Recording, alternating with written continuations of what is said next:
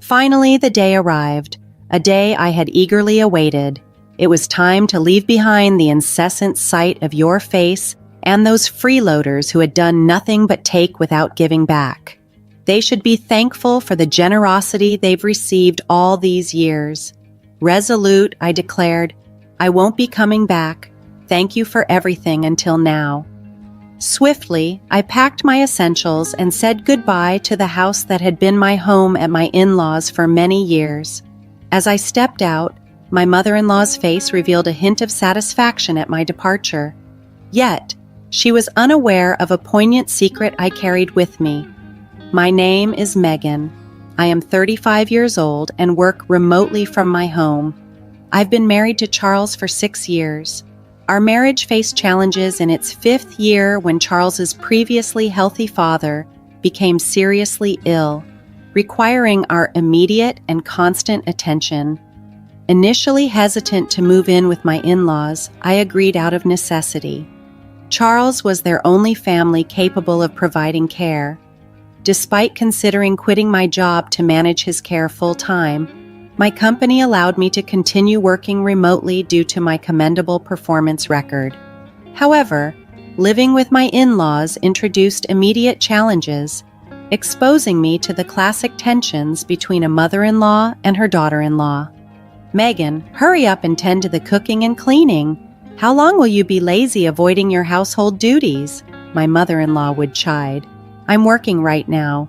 What do you mean I'm always just clicking away at the computer? I would retort. Amidst the household chores and caring for my ailing father-in-law, I managed to leverage my skills and return to my pre-crisis salary after about 4 months of intense effort. When my earnings finally matched their previous peak, I felt a deep sense of joy. Yet, my relentless dedication was fueled by a harsh financial reality. Charles's income alone was insufficient to support us. Despite my hopes for a more relaxed life ahead, the struggle persisted, leading me to contemplate setting aside some savings. As time went on, my financial challenges seemed to multiply inexplicably. It felt like the money in my wallet was evaporating. Curious about this troubling trend, I took a closer look at our expenses. To my dismay, I discovered that Charles had developed a habit of indulging in unnecessary luxuries. Additionally, my mother-in-law had a flair for the extravagant, often spending lavishly on various hobbies and social gatherings. Charles, always eager to please, frequently used our credit cards to fund not just work-related lunches but also extravagant parties with friends. Amidst this spending spree, the responsibility of household chores and caring for my ailing father-in-law fell squarely on my shoulders. I was using almost all of my income to cover our living expenses, making the idea of saving money seem like an unattainable dream. Concerned about our dwindling finances, I decided to address the issue. Charles, Mother, it seems we've been spending excessively, I began cautiously. If this continues, we might deplete our savings entirely. Could you please consider cutting back on your expenses? Their response was far from understanding. Charles retorted, I don't want to appear stingy in front of my colleagues and subordinates. Can't you understand that? I understand maintaining good relationships with your coworkers is important, but it's not necessary to pay for their expenses every time, I reasoned with him. What about the nights out at girls' bars? Surely that has nothing to do with work. They harshly dismissed my concerns, leaving me frustrated and anxious about our financial future. As I tried to balance our household's needs with the ongoing financial irresponsibility, it became increasingly clear that I needed to find a way to curb the spending or risk serious financial turmoil. I confronted Charles. It seems like you just want to have fun, doesn't it? You come home drunk and start talking about your outings even when no one asks. It feels like you enjoy those times more than being with me. I couldn't hide my frustration anymore. My mother-in-law, however, simply laughed off my concerns and sided with Charles. I'm glad Mom understands, and she's right, Charles agreed confidently. Meanwhile, my mother-in-law defended her spending. If I didn't go to my classes, I'd just be stuck at home all day. I'm taking these classes with my friends to enjoy the time I have. I was left to grapple with their harsh words, which seemed to echo endlessly in my ears. They labeled me a terrible daughter-in-law, criticizing me for not earning an income, even though I was dedicated to managing the household chores and caring for my father-in-law. In their eyes, this made me unworthy of voicing any complaints, an idea that baffled me. Despite their judgment, I knew the truth. I was working diligently from home, contributing a steady income to our household while balancing housework and caregiving. Their skepticism and belittling attitude towards my remote work were disheartening. To add insult to injury, my mother-in-law had crafted a narrative for Charles that painted her as the sole caregiver for my father-in-law, depicting me as a lazy homemaker. This twisted perception of my role and efforts left me utterly speechless and pained by the injustice. Throughout the countless times I considered leaving the difficult situation at my in-laws, it was my deep concern for my father-in-law that kept me grounded. From the early days of my marriage, he had always treated me with genuine kindness, a stark contrast to the treatment I received from Charles and my mother-in-law. His sincere expressions of gratitude, often calling me a wonderful daughter-in-law, deeply touched my heart.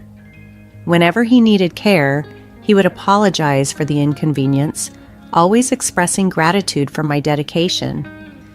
These moments provided me solace and a strong sense of purpose in caring for him. I couldn't bear the thought of leaving him at the mercy of Charles and my mother-in-law.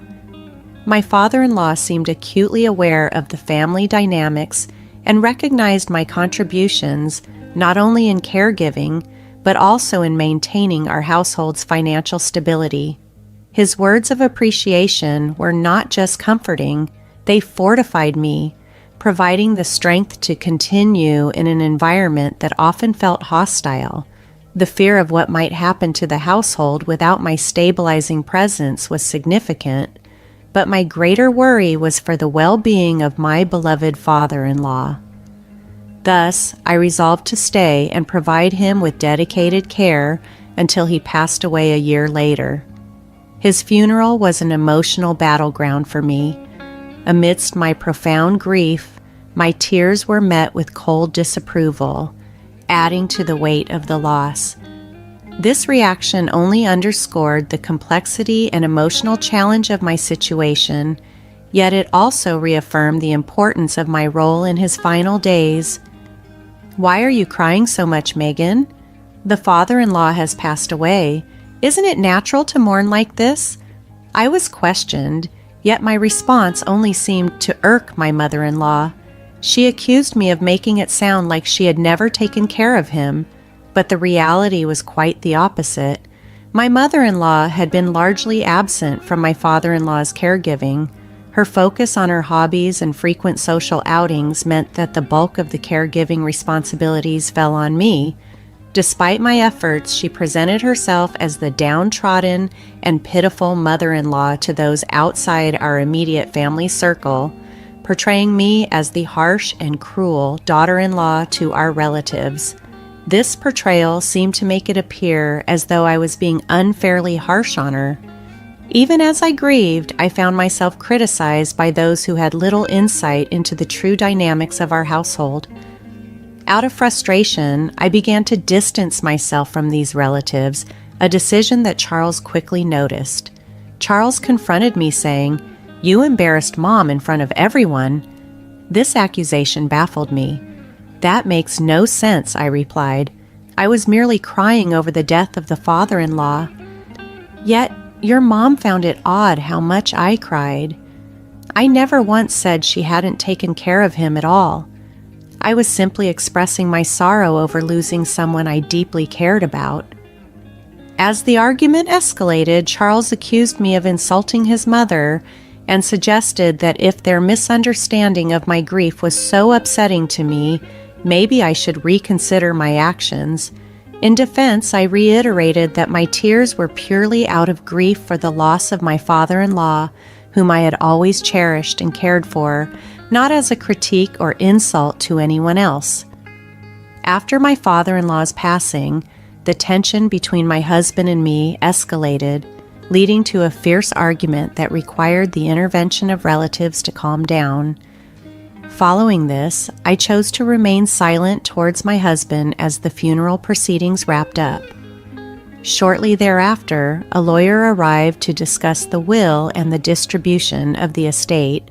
The lawyer began, "I'd like to go over the contents of the will regarding your late father's estate.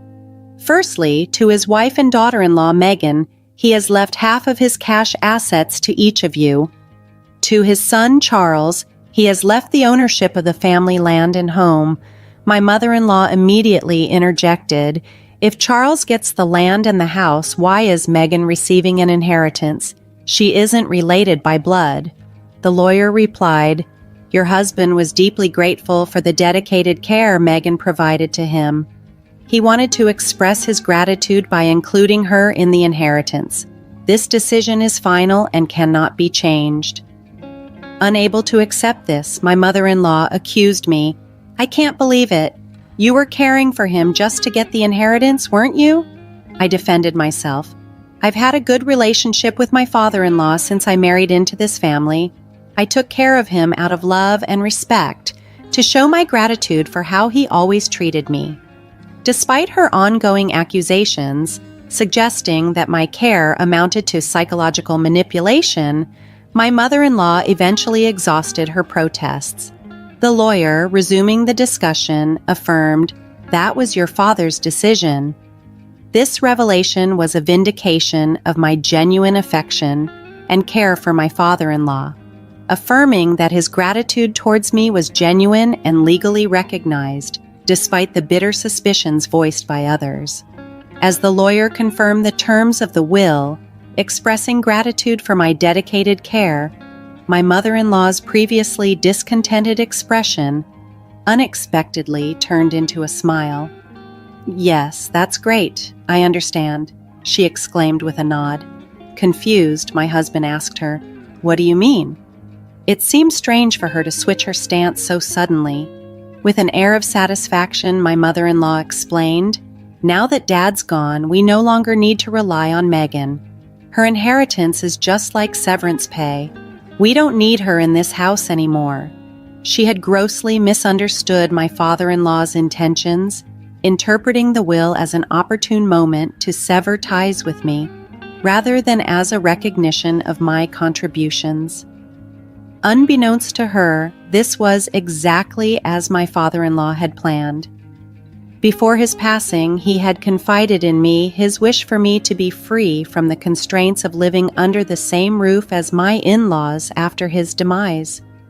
He designed the will not only as a show of gratitude, but as a clever ruse to facilitate my departure in a way that seemed natural to others, including deceiving my husband and mother-in-law. Misinterpreting his true intentions, my mother-in-law saw this as a chance to push me out of the family. Seizing the moment and concealing my actual desire to leave, I feigned shock and sadness. "Father-in-law, why would you treat me like this?" I lamented, giving the impression that I was just another caretaker in his eyes. Turning to Charles with tears in my eyes, I pleaded, "You can't understand Megan anymore, right? Why don't you just divorce her?" After a moment of contemplation, touched by the emotion I displayed and perhaps swayed by his mother's influence, Charles replied, "You know what? Let's get a divorce." This dramatic turn of events played right into the hidden plan my father-in-law and I had crafted, setting me on a path to regain my independence and start anew, away from the constraints and conflicts of my in-laws' home. After the reading of the will, Charles inherited the family home and land, and his mother received a portion of the cash. With these assets secured, Charles casually remarked, "There's no longer any need to worry about living arrangements, so it's okay if Megan leaves." "What do you mean by that?" I asked, although I knew too well. "Just what I said," Charles replied, his tone indifferent. "I hate to ask, but could you leave our house and agree to the divorce?" Realizing there was no place for me in their plans, I accepted the inevitable. "Understood. I guess there's no place for me here anymore?" With a controlled calmness, I opened the drawer, retrieved a document, and handed it to him. It was a notice of filing for divorce, prepared soon after our last major argument. Charles quickly signed the document, his relief palpable. Finally, I don't have to deal with you anymore. A non-working freeloader should just get out. You should be grateful we put up with you. Is that so? Okay, I understand. I'll leave. Thank you for everything up to now, I replied, masking the turmoil inside with a facade of gratitude. As I exited, my mother-in-law's face lit up with glee, blissfully unaware of what the future might hold for their household without me. I didn't hesitate. Once out of their home, I immediately submitted the divorce notice to City Hall. Arriving at the apartment I had secured in advance, I stepped into the spacious, empty room. The echo of my own words filled the space. Finally, I can be by myself. This is great. Overwhelmed with joy, I relished the newfound freedom, liberated from a marriage that had become increasingly suffocating. Here, in this new space, I could start fresh, embrace solitude, and rebuild my life on my terms. My deep gratitude goes to my late father-in-law for crafting a clever plan that facilitated my departure from the stifling environment at my in-laws' home. With this newfound independence, I settled into a comfortable life on my own, cherishing the freedom to continue my remote work. This lifestyle not only honed my time management skills, but also enhanced my productivity, leading to an increase in my income. I enjoyed a peaceful existence, free from any external meddling, until an unexpected call from my ex-husband Charles disrupted the tranquility. It had been a while since we spoke, and I was perplexed. "Why are you calling me, Charles? Weren't you the one who wanted me to disappear?" I asked. "Megan, please help us. We're in a pinch," Charles pleaded, his voice strained. I couldn't help but chuckle at the irony. "What kind of joke is this? My salary hasn't changed, but suddenly you're running out of money? How can you not manage?" With a mix of amusement and finality, I prepared to deliver a stark reality check. "That's because you no longer have my income to supplement yours. You squandered your entire salary on yourselves. Maybe it's about time you and your mother learned some financial responsibility as adults." Confused, Charles asked, "What do you mean? You still don't get it?" This moment underscored just how much they had relied on me without acknowledging it, and now they were feeling the consequences of their financial irresponsibility. It was a bitter lesson on the importance of prudence and planning, one that they were learning the hard way. I explained the situation clearly to Charles. "While you were indulging in luxuries, my salary of about $6,500 a month was covering our living expenses. Now I'm earning even more, and I'm doing it all without anyone holding me back." Frustrated and perhaps realizing his predicament, Charles made a desperate plea. "Megan, can't we start over? It was a mistake to let you go. I want to make things right." I scoffed at his sudden change of heart. "It's clear you're just after my income. Don't be ridiculous. I never want to see your face again. What happened to the inheritance your mother received? She should be living comfortably with that." Charles confessed, "It's about to run out. We spent it on a shopping spree and overseas trips, and lost half of it in the casino." Unmoved by his confession, I replied sharply, "A foolish mother breeds a foolish son. I have nothing more to say to you. I'm a stranger now, and I can't do anything for you, nor do I want to." Desperate, Charles implored, "Don't be so heartless. Help me. This has nothing to do with me. There's nothing more to talk about. I'm hanging up. Don't call me again." I declared before ending the call and promptly canceling the contract for the mobile phone I was using. A year later, while passing by my former mother-in-law's house, I noticed it had become an empty lot, likely sold due to financial struggles. Unperturbed, I continued with my life, enjoying my newfound spare time attending a wine class I had long been interested in. There, I met a man 3 years my senior who took our relationship seriously. After a year and a half of dating, we got married. He is the executive of a well-known company, humble despite his high salary, and with a warm, wonderful character. We respect each other's careers, leading to a fulfilling married life. Reflecting on these changes, I can't help but feel that, in a way, this was a form of retribution, a gift from my father-in-law, allowing me to find true happiness and respect in a relationship.